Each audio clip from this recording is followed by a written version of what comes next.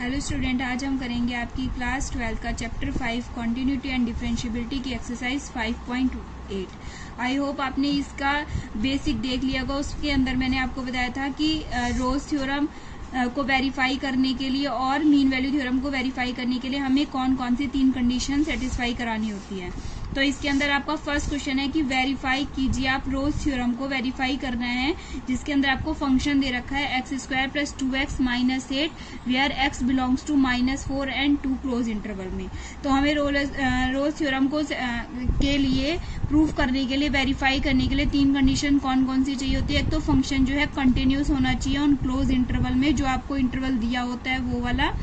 एक जो फंक्शन है वो डिफरेंशिएबल होना चाहिए, जो इंटरवल आपको दिया है वो ओपन इंटरवल में डिफरेंशिएबल होना चाहिए। और अगर ये और F A is equal to F B, यानी कि जैसे ये ए है और ये आपका बी है, यानी एंड पॉइंट्स पर F A is equal to अगर एफ बी होता है तो हमारा एक सी बिलोंग करता है कहाँ पर, इन बिटवीन -4 एंड 2 पे, such that F dash C is equal to 0।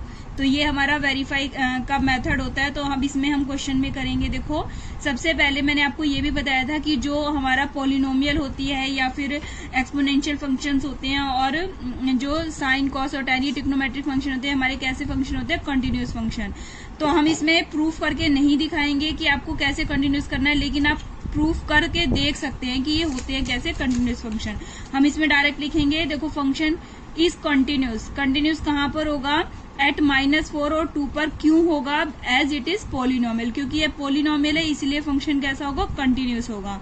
और ये फंक्शन जो है पोलिनोमियल जो होती है वो डिफरेंशिएबल भी होती है given interval, given open interval, यानी -4 2 पर क्या हो जाएगी, ये डिफरेंशिएबल भी होगी क्योंकि है एक पोलिनोमियल है, इस वजह से। अब हम पहले एफ ए निकालेंगे, एंड पॉइंट्स पर निकालेंगे, यानी एफ की वैल्यू देखो -4 पे निकालेंगे। एक्स की जगह -4 पुट किया मैंने, गिवन आपको इसके अंदर गिवन पॉलिनोमियल में पुट किया, तो x की जगह -4 का स्क्वायर प्लस 2 इंटू -4 माइनस का 8, यहाँ पे -4 का स्क्वायर 16 हो जाएगा, ये माइनस का 8 ये तो 16 माइनस का 16 यानी 0 आ गई f -4 की वैल्यू। अब हम 2 पे निकालेंगे। देखो, x की जगह 2 पुट करा, 2 का स्क्वायर प्लस 2 इंटू 2 माइनस में 8 यानी 4 + 4 -8 यानी 8 - 8 0, यानी कि क्या हो गया हमारा, देखो f ऑफ -4 की वैल्यू क्या होगी, f ऑफ 2 की वैल्यू, यानी कि दोनों की वैल्यू 0 आ गई, यानी f is equal to F B हो गया। अब आपकी ये तीनों कंडीशन सेटिस्फाई हो गई तो हम क्या कहते हैं, हेंस रोल थ्योरम क्या स्टेट करती है, क्या कहती है, अगर ये तीनों कंडीशन सेटिस्फाई हैं तो एक हमारा एक हमें C बिलोंग करेगा इन बिटवीन ए बी के बीच में एक C बिलोंग करेगा, ये ओपन इंटरवल है, C बिलोंग करेगा हमारा, इस तरीके से करेगा, सच दैट एफ डैश सी क्या होगा हमारा 0। तो हम सबसे पहले एफ डैश एक्स निकालते हैं, जो हमें पोलिनोमियल दिया है उसका डिफरेंशिएशन करके एफ डैश एक्स निकाला मैंने। x² का 2x हो जाएगा और 2x का 2 और 8 का क्या हो जाएगा 0। तो अकॉर्डिंग टू कंडीशन हमें c निकालना है कि जहां पर ये c क्या हो जाएगा हमारा 0। तो x की जगह c पुट कर देंगे यहाँ पे, तो 2c + 2 इज इक्वल टू हमें क्या चाहिए, 0 चाहिए। तो c की वैल्यू क्या आ गई मेरी, -1। अब हम ये देखेंगे क्या -1 इस इंटरवल के बीच में बिलोंग करता है, इन बिटवीन है, तो -1 कहाँ आएगा, देखो -4 और 2 के बीच में आएगा। तो ये हमारी रोज थ्योरम जो है सेटिस्फाई हो जाती है, यानी वेरीफाई हो जाती है, ट्रू हो जाती है।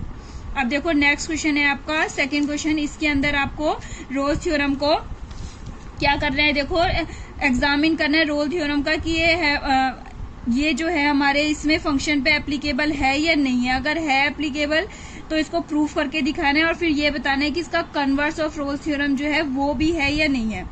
अब देखो, पहले फंक्शन दे रखा है आपको ग्रेटेस्ट इंटीजर x, ये for x belongs to 5 to 9।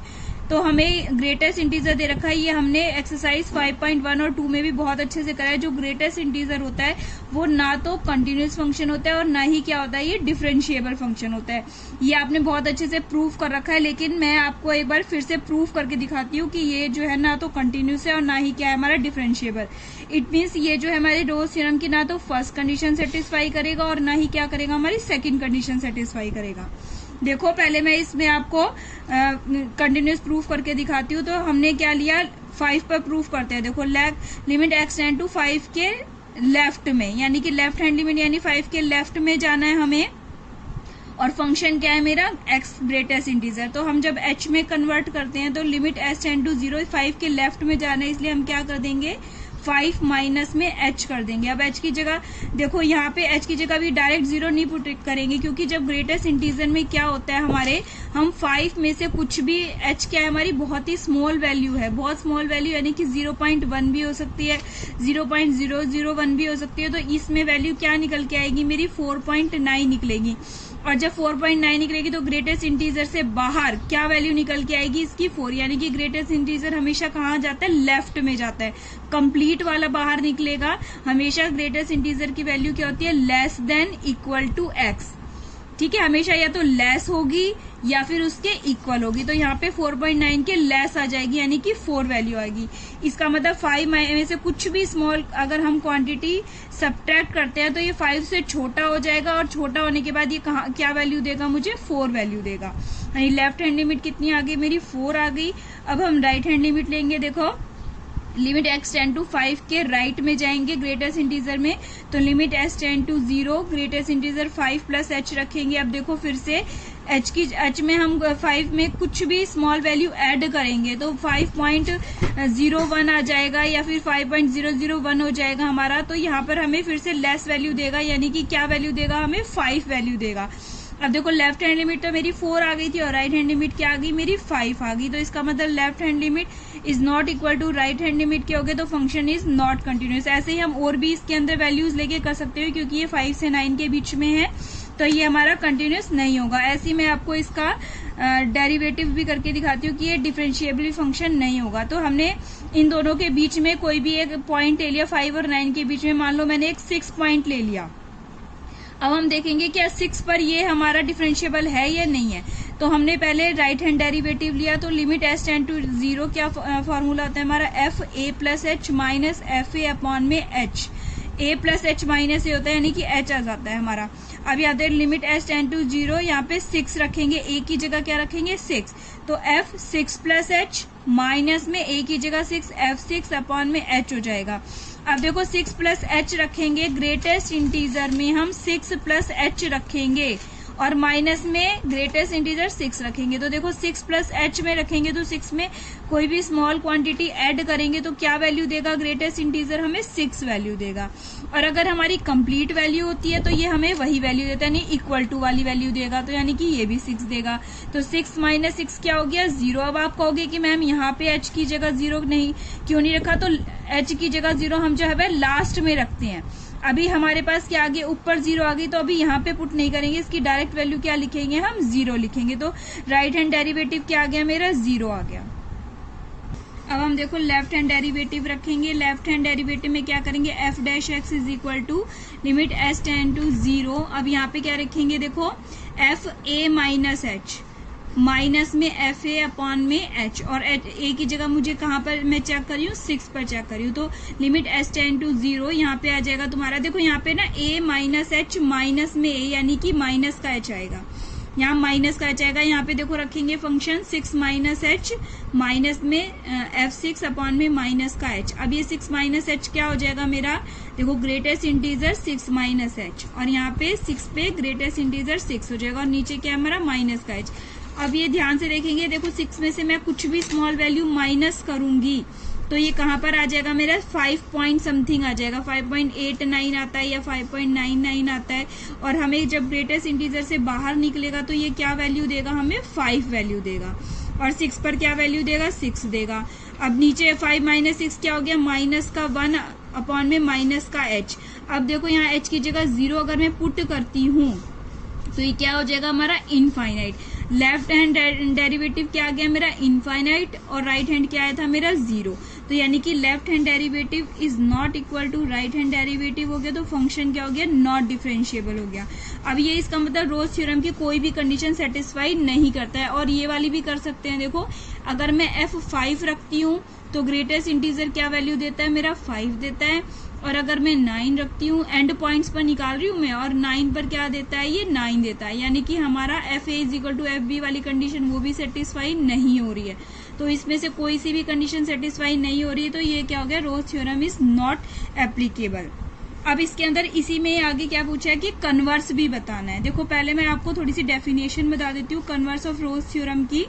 इसमें क्या होता है, अगर आपको एक फंक्शन दे रखा है ए बी से आर पर रियल नंबर पे, तो हमें दिया क्या है, कन्वर्स यानी कि अब बार दिया है हमें कि इफ देयर एग्जिस्ट सी, अगर एक सी जो है ए बी में से बिलोंग करता है इस तरीके से, किस सच दैट एफ डैश सी अगर 0 हो, ये हमें गिवन है कि एक फंक्शन है ए बी से आर पर और एक देयर एग्जिस्ट सी बिलोंग करता है ए बी पर such that F dash C is equal to 0 है, तो फंक्शन हमारा कंटिन्यूस होगा और डिफरेंशिएबल होगा। मीन्स ये आपको गिवन है और ये आपको प्रूफ करना है। अब इस क्वेश्चन में देखते हैं, गिवन क्वेश्चन में हमारे पास जैसे ग्रेटेस्ट इंटीजर का हम अगर ग्राफ बनाना चाहें, तो जैसे यहाँ पर 5 है, 6 है, 7, 8 और 9, तो देखो यहाँ पर 9 है, तो क्या कैसे होता है हमारा, देखो ऐसे करके फंक्शन ये ऐसे, यानी कि 6 से लेकर 5, 6 नहीं 6 से छोटे से मान के चलो, 6 से लेके छोटे 5 तक, यहाँ पर भी कितनी वैल्यू जो भी होंगी 5.1, 2, 3 या फिर 5.001 जो भी वैल्यू होगा, तो ये फंक्शन हमें क्या वैल्यू देता है, ग्रेटेस्ट इंटीजर 5 देता है। इसी तरीके से 6 से अगर हम स्टार्ट करें, 6 से लेकर 7 तक के बीच में, 7 नहीं 7 से बीच तक में क्या वैल्यू देता है हमारा, 6 देता है। इसी तरीके से 7 से 8 तक के बीच में हमें क्या वैल्यू देता है, 7 देता है। तो ऐसे करके इसका ग्राफ बनता है हमारा। इट मीन्स क्या है कि इसके अंदर जो है इनफाइनेटली मैनी ऐसे सी होंगे हमारे, जो क्योंकि ये हमारा क्या हो जाएगा, देखो ये हमारा डिफरेंशिएबल फंक्शन होगा। तो in this given question there is infinitely many C, यानी कि बहुत सारे ऐसे सी होंगे जब जो है हमारा एफ डैश सी क्या हो जाएगा, 0। एफ डैश सी मतलब कि ये देखो पैरेलल लाइंस आ रही है, किससे पैरेलल, एक्स एक्सिस के पैरेलल। तो यहाँ पर इनफाइनेटली मैंने सी आ जाएंगे हमारे सच दैट कि F dash C is equal to 0, यानी कि ये कंडीशन हमारी सेटिस्फाई हो गई। तो अब जो है फंक्शन हमारा क्या होना चाहिए, कंटिन्यूस और डिफरेंशिएबल होना चाहिए। लेकिन फंक्शन हमारा ना तो कंटिन्यूस है और ना ही डिफरेंशिएबल है, मतलब हमें ये जो गिवन कंडीशन ये तो सेटिस्फाई हो रही है, लेकिन फंक्शन जो है हमारा ना तो कंटिन्यूस होता है, क्योंकि हमने अभी ऊपर प्रूव भी किया है ग्रेटेस्ट इंटीजर ना ही कंटिन्यूस होता है और ना ही डिफरेंशिएबल होता है, और F5 जो है F9 के इक्वल भी नहीं है। तो इसीलिए converse of Rolle's theorems does not exist. Means क्या है, ना तो ये रोल्स थ्योरम को एग्जिस्ट करता है और ना ही इसके कन्वर्स को एग्जिस्ट करता है। सेम यही पार्ट अब आपको करना है, सेकेंड पार्ट में भी बिल्कुल यही चीज दे रखी है। इसके अंदर बस आपको क्या दे रखा है, x बिलोंग्स टू -2 से 2 के बीच में करना है। तो ना तो ये फंक्शन कंटिन्यूस होगा, ना ही डिफरेंशिएबल होगा, ना ही f-2 is equal to f2 होगा। तो इसीलिए Rolle's theorem is not applicable होगी और इसका कन्वर्स भी एप्लीकेबल नहीं होगा।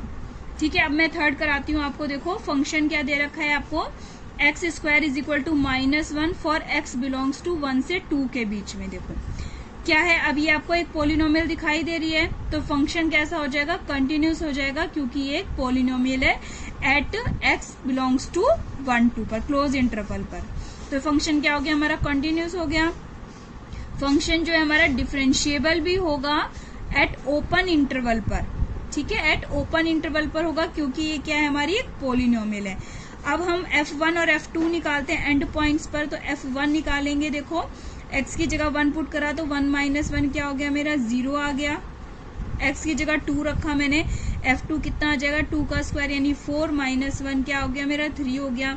इट मीन्स F1 जो है वो नॉट इक्वल आ गया तुम्हारा F2 के, तो यानी कि ये कंडीशन हमारी सेटिस्फाई नहीं होगी। इनफैक्ट 2 कंडीशन तो हमारी देखो सेटिस्फाई हो रही थी, लेकिन ये तीसरी कंडीशन सेटिस्फाई नहीं होगी।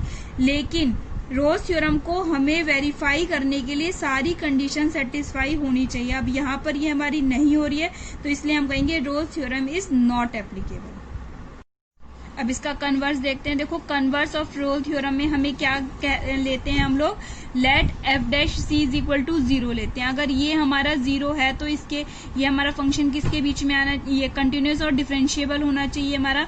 तो सबसे पहले मैंने f डैश निकाला, तो हमारा fx कितना दे रखा है, देखो बच्चों x² -1 दे रखा है हमें, तो हमने इसका f डैश निकाला। f डैश x क्या निकाला मैंने, 2x हो जाएगा इसका। अब हमारा क्या है, F dash C is equal to 0, X की जगह सी पुट करा, 2c इज इक्वल टू 0 हो गया, तो c की वैल्यू क्या आ गई हमारे 0 आ गई। अब देखो क्या c की वैल्यू जो है हमारे जो गिवन इंटरवल है क्या इसके बीच में लाई करती है, तो 0 तो 1 और 2 के बीच में नहीं आता, तो इसीलिए कन्वर्स और रोल्स थ्योरम भी इसमें सेटिस्फाई नहीं होती। तो हमारी जो है ना, तो फिर ये फंक्शन चाहे हमारा फंक्शन कंटिन्यूस और डिफरेंशिएबल हो, लेकिन फिर भी ये हमारा जो है converse of Rolle's theorem is not applicable, because जो वैल्यू ऑफ c है वो हमारी 1 और 2 के बीच में नहीं आती।